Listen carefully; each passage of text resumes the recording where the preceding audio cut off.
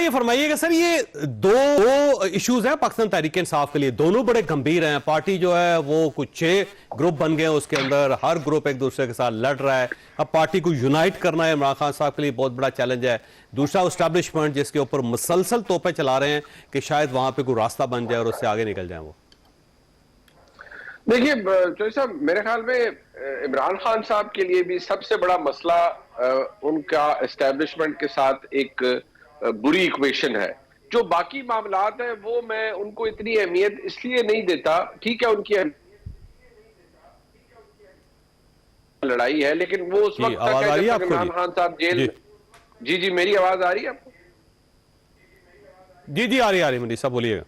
जी, मैं गुजारिश ये है कि मुझे लगता है कि जो पार्टी के अंदर मसाइल है वो तो उस वक्त तक है जब तक इमरान खान साहब जेल में है। जब वो बाहर निकलेंगे तो मामलात शायद दुरुस्त हो जाएंगे, इतना बड़ा इशू नहीं बनेगा। और इमरान खान साहब जब बाहर होंगे तो वो इतनी कदावर शख्सियत है कि हर चीज कंट्रोल भी कर लेंगे। लेकिन जो मेन प्रॉब्लम है वो है कि इमरान खान साहब के हवाले से जो एस्टेब्लिशमेंट का रवैया है या पॉलिसी है, चौधरी साहब, उसमें कोई तब्दीली नजर नहीं आ रही। जो बातें की जाती रही हैं और रिसेंटली जो एक इल्यूजन क्रिएट किया गया, एक छलावा बनाया गया और जिसपे बहुत बातें हुई कि जी मुराबता हुआ है और बात हो रही है। यकीन मानिए, मैं बिल्कुल ये इंफॉर्मेशन की बिना पर कह रहा हूं कि वो बिल्कुल एक फ्रॉड था।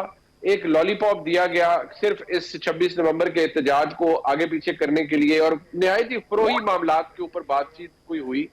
अगर कोई किसी की हुई भी, वो भी गवर्नमेंट के लेवल पे, एस्टेब्लिशमेंट के लेवल पे कोई इमरान खान साहब से डायरेक्ट मोहसिन नकवी साहब के साथ हुई ना सर? मोहसिन नकवी साहब से तो आगे मामला गया ही नहीं ना। एग्जैक्टली जी, बिल्कुल ऐसे ही। तो मोहसिन नकवी साहब के साथ तो राब्ता था गंडापुर साहब का, और ये मामला आना था कहीं से वही संजानी के ऊपर और सब।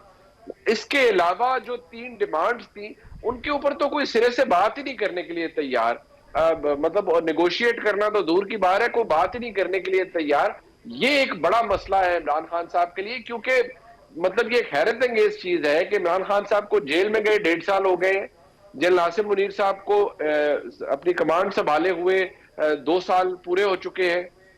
मतलब आप ये देखिए, और इन 2 सालों में कोई तरीका नहीं निकाल पाए इमरान खान साहब के उनके ताल्लुकात पाकिस्तान फौज की क़यादत से दुरुस्त हो जाए।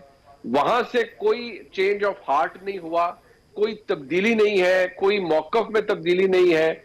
ऑफिशियली अनऑफिशियली थ्रू हम सब अपने अपने जगह पर अपने अपने सोर्सेज से जब बात करते हैं तो कोई आपको अंदाजा भी हो कि अगर कुछ तब्दील हो रहा है तो नहीं है। हाँ, जो मुझे मैं हमेशा कहता हूं, जो हमें तारीख या लॉजिक बताती है वो तो ये बताती है कि जी रास्ते निकलते हैं। लेकिन फिर जब हम उस थ्योरी को अप्लाई करते हैं इमरान खान साहब पे तो उसका जवाब ये मिलता है कि इमरान खान साहब ने वो हदें फैलांगी हुई हैं जो कि दूसरों ने नहीं फैलांगी थी, लिहाजा उनके लिए तो रास्ते निकल आए। इमरान खान साहब को अभी मज़ामत का भी सामना है और बेशुमार मसाइल का भी सामना है। ठीक, वैसे ये वैसे रास्ता क्यों नहीं निकल रहा, क्यों नहीं एस्टैब्लिशमेंट के साथ राब्ता हो रहा? देखिए, आज भी अगर राब्ता हो जाए तो इमरान खान साहब और एस्टैब्लिशमेंट दोनों इकट्ठा चलने का फैसला कर लें, पाकिस्तान के अंदर पीस आ सकता है।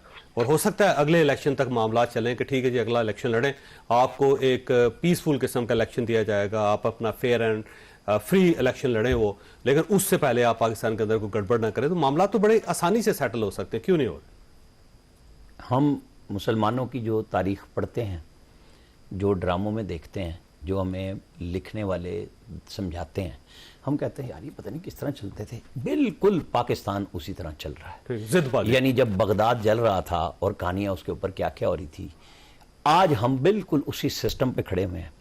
ये बड़ी अच्छी बात है कि इमरान खान और फौज मिल जाए। फौज ने बराह रास्त मैसेज दिया इस साल भी कि आपसे बात हो सकती है, आपने जो काम किया है उसकी माफी मांगे, गवर्नमेंट से बात करें और ये सब कुछ सेटल हो जाएगा। अब खान साहब की जिद उसके अंदर आड़े आ रही है। वो कहते हैं कि जनाब मुझे सबूत दो, मुझे वीडियो दो। तो सबूत क्या? एक मिनट, ये जो वीडियो हैं, हमारी अदालतों के ऊपर सवाल आता है कि जब वो कहते हैं कि हम GHQ जाएंगे, हम जाएंगे जनाब कोर कमांडर हाउस में, और वो जला के ISI का दफ्तर, वो PF बेस को, और अदालतें कहती हैं हम पे प्रेशर है। भाई आपके ऊपर क्या प्रेशर है? UK में 10 साल की सजा हुई है एक ट्वीट करने पे। ठीक है, यहाँ जज मजाक उड़ा देता है स्टेट का, और जाओ यार 200 बंदे इधर कर लो उधर कर लो। हमारे जजों ने खुद इस अदलिया का निशाना बनाया है, एटीसी से लेके हाई कोर्ट्स तक में, सुप्रीम कोर्ट तक में। हमारी अदलिया क्यों माशाल्लाह नीचे से टॉप पे है? इसलिए एक जुमले की इजाजत है आपकी तरफ से। आज भी जस्टिस आमिर फारूक साहब ने कहा है कि हुकूमत ने भी गलत किया, सब कुछ बंद कर दिया, और पीटीआई को भी देख रहा हूं कि उन्होंने ही क्या कर दिया। मतलब इस उनको बुला के पूछिए आपकी बात से कि ये वाकई क्या मतलब बनता है? विद ड्यू ऑल रिस्पेक्ट कि जी हम सबकी रिस्पेक्ट करते हुए बात कर रहे हैं, हम किसी को तज़हीक नहीं बना रहे, हम एक डिस्कस कर रहे हैं। असल में इस माशरे से हमारे डिस्कशन भी खत्म हो गई है, डायलॉग खत्म हो गया और टॉलरेंस बर्दाश्त खत्म हो गई है, जो हमारा बुनियादी वजह है कि आप बैठ के कुछ तय करें। असल में मैं और आप सब हम तय करके आते हैं कि मैंने तो इस बात से हिलना नहीं, जब तक हम जहन ये नहीं बना के आएंगे कि हमें अगर कोई काबिल कबूल हल मिलता है और हमारी क़यादत, जैसे इमरान खान की पार्टी में आपने धड़ों की बात की ना, ये आधे घंटे की बात है। इमरान खान ने जिसके ऊपर हाथ रखना है वही धड़ा उनका है, और बाकी सारे धड़ाम करके गिर जाएंगे, कोई उनका इशू नहीं है। असल मसला है कि खान साहब को वो मोहब्बत चाहिए जो पहले मिली थी 1 पेज पे बाजवा साहब के साथ, वो अब नहीं मिल रही, क्योंकि आसिम मुनीर साहब उनको बतौर DGSI पूरी तरह जान चुके हुए थे, और उनको जिस मतलब आप देखें कि जनरल जो थे ज़हीरुल इस्लाम, आपको पता है नहीं चाहते हुए भी नवाज शरीफ ने उनको चाय देकर रुखसत किया, जो उनके खिलाफ धरने के असल लेके चल रहे थे। इन्होंने जब फारिग किया, मतलब ये टेलीफोन नहीं ले रहे थे लोगों के कि भाई ये क्या है कि आपको अगर सच बताया गया तो इसकी सजा आप इस तरह देंगे। आज वो चीजें ये काट रहे हैं। मतलब इंसान इक्तदार में होता है, जो आज इक्तदार में उनको भी समझना चाहिए। लेकिन मैं तो बात बहुत तनकीद करता हूं शहबाज शरीफ पे कि जितने सब में से वो ऑफर करते हैं, लेकिन ये बड़ी बात है कि प्राइम मिनिस्टर जाए अपोजिशन के पास, बार बार जाए कि जी हम बात करना चाहते हैं, लेकिन वो तज़हीक आमेद अंदाज में कहें तुम चोर हो, डाकू हो। यहां पे हमारी स्टेट को एक फैसला करना पड़ेगा कि आपने बात करनी है ना, तो फिर आप बीच के बंदे में बैरिस्टर गौर और बैरिस्टर सैफ को मत डालें। फिर अगर इमरान खान से बात होनी है तो आप कहेंगे गवर्नमेंट का बंदा जाएगा, ठीक है, और वही बात है जब आप बीच में से बंदे डालते हैं और बीच में से आप चौराहे में से उठा के उन्हें अगर खान साहब ये कह रहे हैं कि एक सेफ मैसेज देते हैं, आप एस्टैब्लिशमेंट की तरफ से नॉमिनेट कर दें, क्या फर्क पड़ता है? नहीं, या कर ले, या किसी को फिर सिविलियन गवर्नमेंट को कहें कि आप इसको डन करें, फिर बीच के बंदे निकल जाएं। ये मसला तब हल होगा ना। इमरान खान हल कर सकते हैं क्योंकि वो भी अपने लोगों को हर एक को चूरन अलग अलग देते हैं। जैसे वो कैबिनेट में होते थे, उन्हें पता था शाह महमूद ने क्या बात करनी है, फवाद चौधरी ने क्या करनी है, वाडा ने क्या करनी है। उन सबको एस्टैब्लिशमेंट के लिए वो वही फिक्रे कहते थे जो वो चाहते थे कि वहां पहुंच जाए, और वो रिएक्शन चेक भी करते। वैसे आदिल अब्बासी साहब, ये इंतजामिया के पास क्या ऐसा हथियार होता है कि वो अदालत को भी सेटिस्फाइड कर ले, शहर के लोगों को भी सेटिस्फाइड कर ले, और साथ अपोजिशन को भी सेटिस्फाइड कर ले?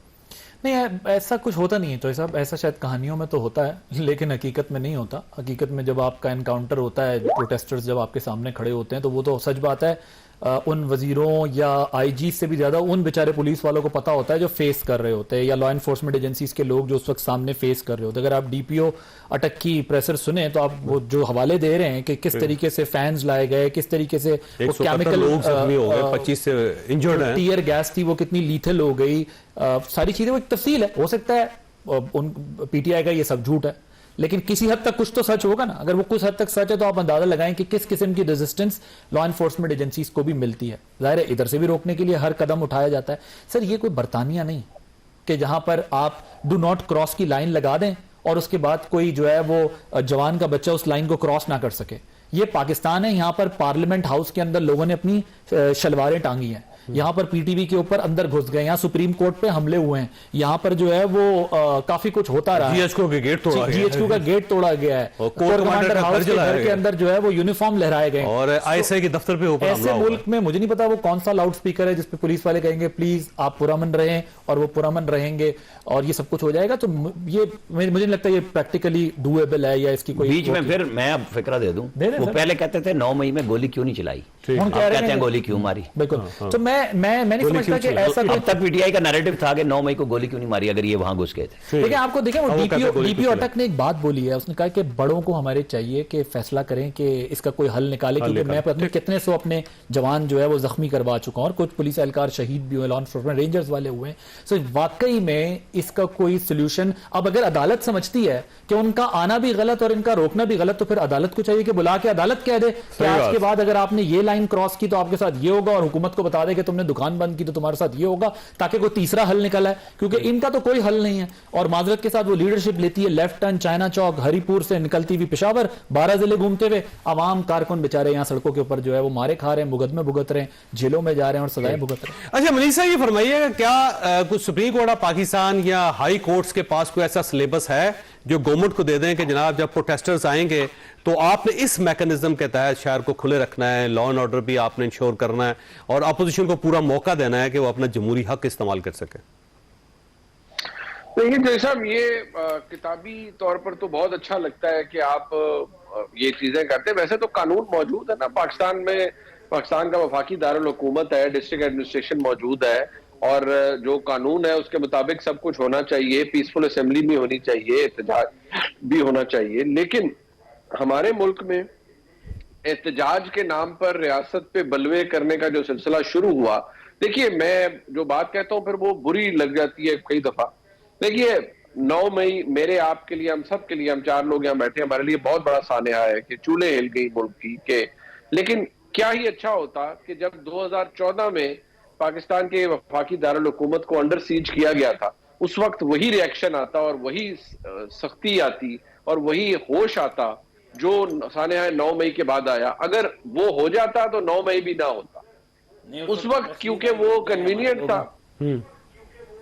जी बिल्कुल, मैं वही कह रहा हूं ना, उस वक्त तो जो उस वक्त के डीजी ISPR थे, उन्होंने कर दिया। और जो उस वक्त के जो ISI के सरबराह थे ज़हीरुल इस्लाम साहब, वो कहा जाता है ना up to his neck involve थे पूरी तरह धरने में। और मैं ये भी कहूंगा कि जनरल राहील शरीफ साहब ने वो सब होने दिया था टू अ सर्टेन पॉइंट, नहीं तो जरूरत नहीं होती किसी भी डीजी ISI की, और ना ही किसी हमारे मुल्क के आर्मी चीफ इतने बेखबर होते हैं कि उन्हें पता ही ना हो कि डीजी ISI क्या कर रहे हैं। ये तो मानने वाली बात ही नहीं है ना।